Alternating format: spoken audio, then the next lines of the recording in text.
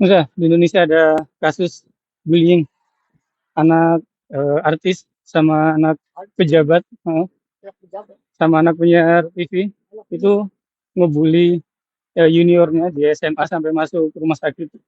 Sebelumnya kan ada anak, ya po, nggak tahu kalau gambarnya. Terus sebelumnya kan ada yang anak pejabat pajak itu loh, keuangan, yang dia bully sampai enggak dipukulin pakai kekerasan fisik. Ya mungkin karena nggak tahu geng atau apa gitu. Tapi jadi ingat kasus yang saya tahu di sini kan ada yang Musa sendiri pernah alami kayak gitu ya. Terus lapor ke oke, ya. Terus lapor guru, lapor pelaksana Musa. Lapor guru, lapor ke pihak kepala sekolahnya gitu. Nah, terus ditindaklanjuti, dipanggil anaknya, dipanggil orang tuanya, ditegur.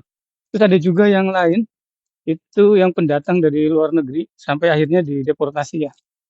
Jadi yang temannya Musa dibully, terus temannya Musa itu orang tuanya lapor ke sekolah, terus pihak sekolah juga ternyata, oh ya anak ini juga sebelumnya pernah dilaporkan.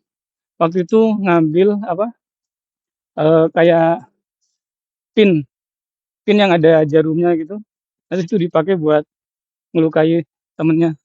Nah terus orang tuanya lapor ke gurunya.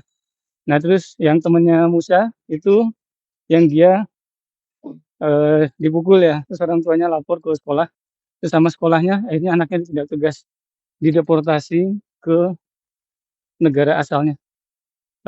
Misal lupa ya antara mana, Nggak tahu dideportasi apa emang karena mobilnya. Turki apa Bulgaria ya.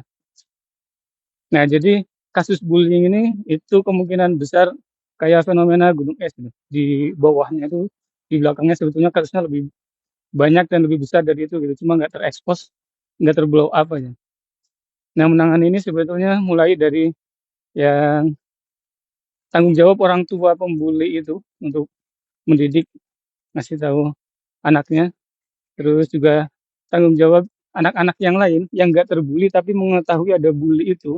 Nah itu juga harus dididik untuk melaporkan itu, jangan membiarkan gitu, jangan diem aja karena mentang-mentang nggak jadi korbannya gitu. Nah terus yang jadi korban juga diberi edukasi untuk berani lapor, berani bersuara, bahkan ketika gejala indikasinya itu ada.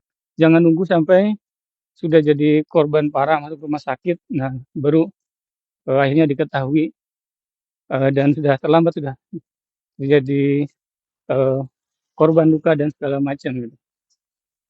Nah terus lingkungan juga ketika melihat ada aksi-aksi seperti itu, dan terutama lebih tegas dari pihak guru, pihak sekolah untuk mengantisipasi, mencegah, dan ketika sudah terjadi menindak dan bereaksi dengan eh, tepat, terukur. Kayak mudah-mudahan kedepannya kasus-kasus kayak gini itu bisa dilawan bersama dan berkurang gitu.